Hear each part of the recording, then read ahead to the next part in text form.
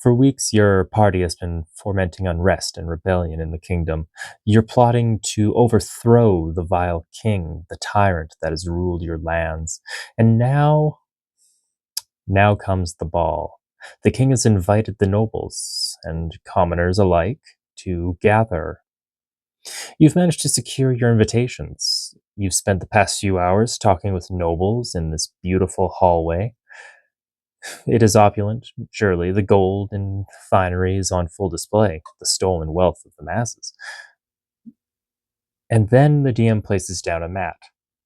It is full of squares and texture, and at one end on a raised dais, he states that the king approaches, and he begins to laugh, placing down the figure of a regal man. He then places down four other figures, the elite guards of the king, arranged in a semicircle around him. From behind the king, a portal opens, and fire and brimstone flow out, and then the DM places down his masterpiece, a beautifully painted demon. Welcome to Whispers from the Phylactery. If you're new, I like to talk about various aspects of the tabletop role-playing hobby, from encounters to style of play and systems in general, with a healthy dose of occasional rambling when my mind starts to wander. So if that's your style, then let's get into it today, and we're talking about theater of the mind versus battle mats. So do you really need a grid to play a great game session, or does theater of the mind offer more freedom and faster play? I'm going to be sharing my thoughts on the age-old debate of battle mats versus theater of the mind, and which one actually works for your table, but at least which one works for my table the best, what I find that I like personally. So starting up, we are going to do what is theater of the mind. And theater of the mind is all about narration. There's no maps, there's no minis, just the DM describing the world and the players imagining it. This works great for fast-moving scenes, political drama, exploration, and when you want to keep things simple, you don't want to put too much detail into what you're drawing out and doing. It's flexible, it's fluid, and often it's more immersive because you just use your imagination. Your brain fills in the details that the DM might not describe. But if I say that you enter the dank crypt, the scent of earth and decay filling your nostrils, and the stonework is beautifully laced with imagery of fallen gods and angels. What fallen gods and angels do you think about? I bet they're different than mine. And that's part of the beauty of the imagination, right? Is your brain fills in the details when it's left to wander a little bit. And then, so those are pros of theater of the mind. The downside is often clarity. Tables might argue over distances between players and enemies, or you might get confused about where you are mid-combat or mid-scene.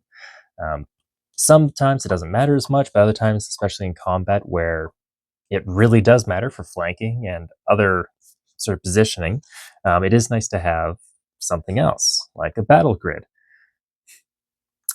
A battle grid, or as other people call them, a tactical map, it puts everyone on the same page. You have minis, terrain, and every square is typically 5 feet. I mean, this changes system to system. It's not always 5 feet, and it's not always squares. Some systems use hex grids for especially hex crawls, but there are some role-playing systems that use exclusively hex grids, even in combat. I know an English good.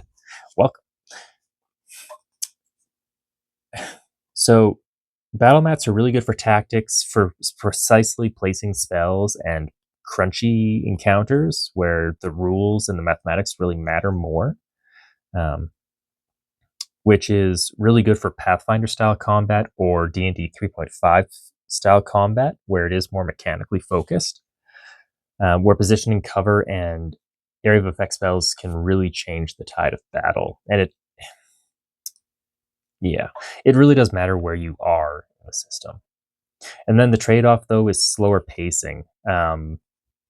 When you start to break into the nitty-gritty of where everyone is and the tactical positioning, and some people get action paralysis where there's too many options, and they can't just go with it.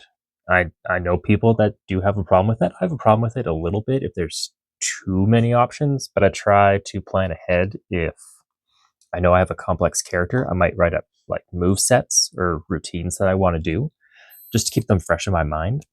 Um, and it can start to feel like a board game instead of a story, which, I mean, I like tactical board games. So for me, that's not a big deal, but it is kind of a downside. Um, but just going over the pros and cons again, really quick, before I sort of get into my preferred style, is theater of the mind. The pros are often faster play, it's more immersive storytelling. There's less setup and more flexibility because you can just, the DM can riff, everyone can try and imagine the scene together. But on the con side of theater of the mind is there's confusion. And it can be harder for visual learners and players where it helps to have that aid to see what's going on, um, instead of just trying to imagine it. Um, and then, yeah, so players might feel left out if they can't picture the scene or they're picturing it differently, and that kind of comes out. The pros for battle grids, you have clear combat mechanics and where things are. It's really great for tactical players, and it helps knowing like your spell ranges and movement. There's no confusion about what's going on. Everybody knows. And then the cons of that, though, are it does slow down gameplay. It can pull focus from the story, and it does require prep, tools, and space. I mean, even if you just roll up battle mat and you start drawing with an alcohol pen, that still takes time. And time can lead to players getting distracted and the DM starting to wander a little bit if players are like fidgeting for their minis, being like, all right, well, where are we exactly? It can take a little bit more time. So, moving on to sort of my thoughts on what I use as a system is I use a mix of both. You don't really have to pick one. I do like to merge the two.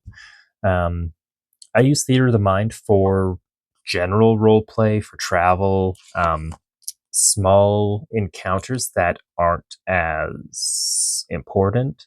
Like the party is traveling to the big city and they get jumped by thugs in an alley. They don't know who the party is, but it does set up a breadcrumb trail for the party to then discover who those thugs were working for. And maybe it's the local thieves guild that made a terrible mistake and some of their low level members jumped the party when their bosses would have really preferred they hadn't. Um, where, yeah, so I'd use it for that. I also use it for a lot of cinematic stuff, where you don't really need minis to describe the valiant, heroic paladin giving a speech to the massed troops in the party below as they prepare for the final conflict with the demon realm. Um, Touching on like mass combat things, PCs should be used as like a strike force as the battle rages around them. Mass combat gets kind of fluffy, but that's not the point of this video. Wander back in.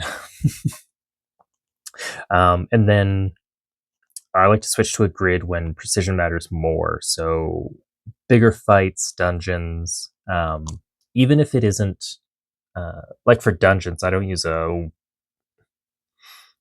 life-size replica. I only draw out the encounter areas, but I will have a smaller map nearby to show where the party is with an icon or a token.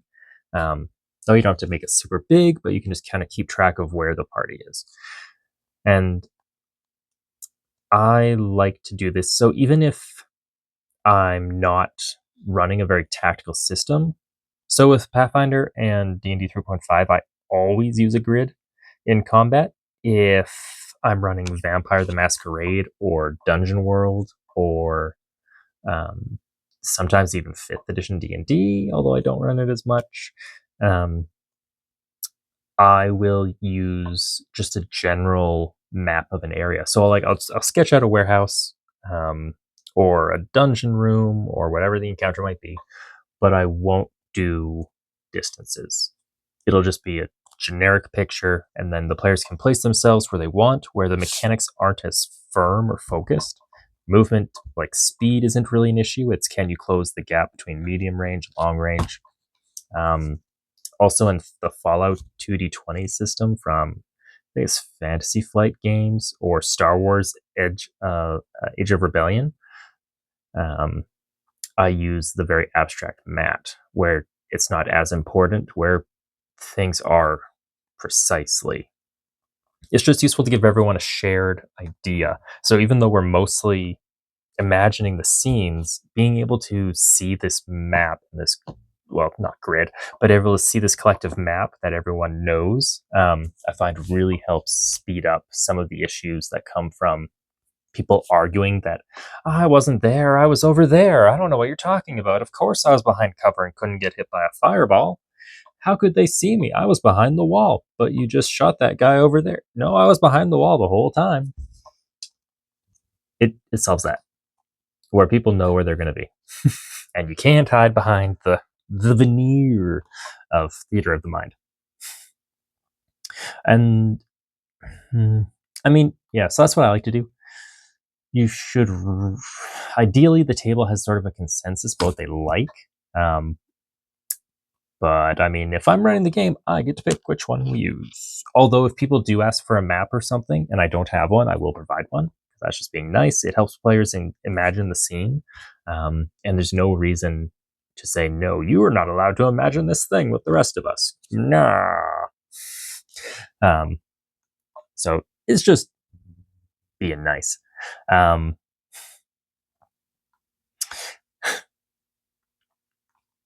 then, yeah, so I like to keep my grids simple.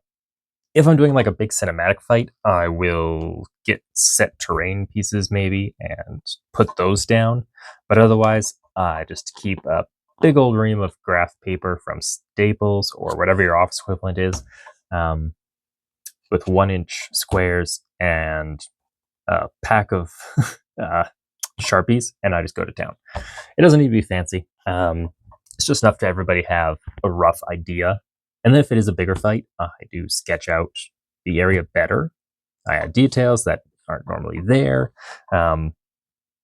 Just a little bit of extra stuff to give people more of what I'm thinking. So I guess in the end, it's really about finding the balance about what you like. I wouldn't suggest like trying to shoehorn systems together. Like I don't think Pathfinder. Well, I guess you could do Pathfinder with abstract, but the way it works and how crunchy it is, I think you start running into problems. And then the same in the reverse, if you're taking like Vampire the Masquerade or Dungeon World and you're trying to force a grid onto it when the systems aren't built that way, they're more narrative focused. You're going to run into speed bumps that you don't necessarily have to run into. And I mean, if you're a GM and you haven't really given the other side a try, do a one shot, see what you like. I mean, you can't know till you test it out. So spend a couple hours with your friends, give it a try. So I want to know, what's your go-to style? Are you a theater of the mind purist, a battle grid tactician, or somewhere in between? Drop it in the comments and we'll talk about it. And hey, if you like this kind of video, hit like and subscribe. Ring the bell for more weekly videos on monsters, lore, and how to run games in my style. So long, adventurers.